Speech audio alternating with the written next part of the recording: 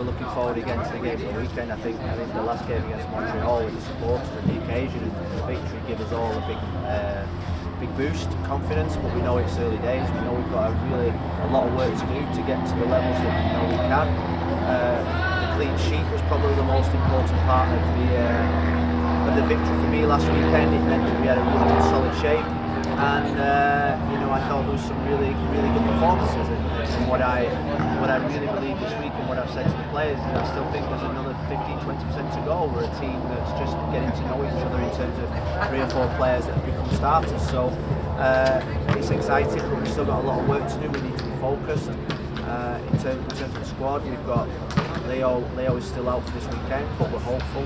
It's not as bad as it's not a bad one, so we're hopeful that maybe the week after or soon he will be back. Robbie Robinson is progressing really well.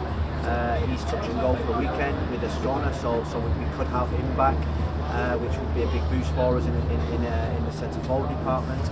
And everyone is really chomping at the bit to get going against, I think, one of the best teams in both conferences. You know what you're going to get. It's going to be a game where it's going to be diamond against diamond, which I think is going to be an interesting tactical battle. And a coach who I think is an absolutely outstanding coach and a really outstanding guy as well. I think he represents the MLS really well, and he's always good to play against him. Well, I think the big thing is the opportunities that he got to play. He never had any opportunities here to start really because of the players that were in front of him, and that's why we had to do the trade. And I think what we're seeing in Philadelphia was the reason that this club invested a lot of money in. He's got opportunities. He's playing for a team that probably suits his style, and he works hard. He's a good finisher. He's brilliant in the air, and I think they signed him officially the day before we played them last year, so it meant that he came on against us. He's going to be the one, if we keep him quiet, then we're going to have a good chance of succeeding in the game. He's their main, probably talisman in terms of a goal scoring threat. No, he's not signed his contract yet, but I think we're nearly there. I think we're close. I thought he was our best player last week against Montreal. I thought he was immense. He's happy, he loves it at this football club, and he's my captain. And I think if you ask any player or any staff member in this building, if you ask any of them who's the most important player for this team, Gregore is the heart of the team. And I thought he showed that last week, and we're going to need some big performances from him this year. Well, it's nice because I've always felt that we've never probably got the respect from outside the club yet, and I think in life you earn the respect. It's not given on a plate, so it's nice when you get people saying nice things about you.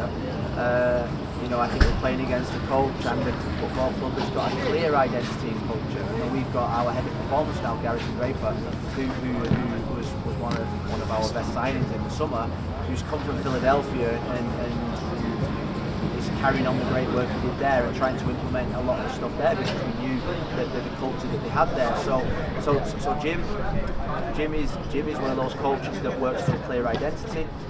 His teams are successful. They will be successful this season. They beat, for me, one of the top teams in the conference last week, 4-1 at home, which was a real statement performance. And I think what you get from Jim Curtis's team, you get a team that is going to be relentless and will punish you for a mistake. But they play on the mistakes, they play on the second balls, they put you under immense pressure. You've got Ure, Carranza, you've got Gazdag behind as well. We're going to have to be really solid defensively. We kept a clean sheet last week, and we were probably fortunate enough to keep that clean sheet. Drake had to make some big saves, and he will have to play to that level this week as well. And I think the good thing about last week against Montreal is that we played against 2 strikers, and we're going to be playing against 2 strikers again this week. We know what to expect from Philadelphia. They very rarely cause you any surprises because they have a clear identity. But we're just going to have to defend well. We're going to have to be disciplined. We're going to have to have concentration.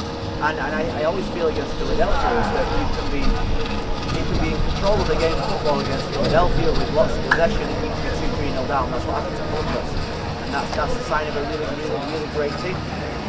Yeah, well, I think because they play a diamond and we play a diamond, I think it's going to be a straight shootout between diamonds in diamonds, and we are committed to playing the two centre forwards. We're committed to playing with attacking players, and that's not going to change. Well, I think what you saw last week. There was probably, from the visual from upstairs, there was probably not a too clear centre forward partnership. But what we did have, we had flexibility and adaptability around that. And I think with Stefanelli found himself up there a lot. He is like a second centre forward. He's almost like a 9.5. So we have that identity of playing two centre forwards with other players in behind. Now we've got Robert Taylor back. So he's an option to play in wide areas. I thought Coco played well last week. We've got Lassiter who came on and won us the second goal. So we've got flexibility and adaptability within our system. But I think it's clear to see that we're going to be playing with men up front, and how we do that is probably going to change from week to week while Campana's out. I think we've got a choice to make in the next couple of days. He's not training for 2 weeks. He's done some technical work with his former team in Finland, I think. It's a big ask for him to start on Saturday, but I think he'll be involved. We have another scrimmage on Sunday, which will be good for him and good for some players. We've got Bryce Duke, who's pushing really hard to start games. Actually starting and pushing really hard as well. So we're a team that's got many options, and Robert's part of our selection criteria and options. Well, I think with not just the forwards, not with Joseph and Leo Campana and Gregore, you've got to communicate well with every single player in the squad. We've got a roster that's got really good depth that they all want to start. We had 11 players that were really happy last week when we named the team, and we had another 11 to 12 to 13 players that were unhappy. We're going to have to be. We're going to have to rotate. We're going to have to keep this squad happy throughout the season. We're hopefully going to be playing over 50 games.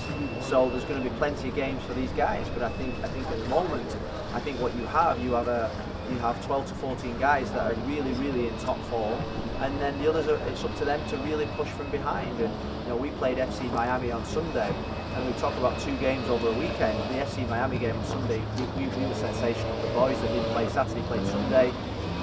It's always harder to play without fans in. With fans, their attitudes, their commitment, their quality was really good, and they're pushing really hard for starting position, and they will get their opportunities. At the end of this month, we've got international fixtures in March when we've got MLS games, so we could have 3 to 4 players away. So we're going to have to keep players ready to come in, for the Chicago game, the Cincinnati game. So everybody needs to be ready. What was the score against Miami? It was a good game.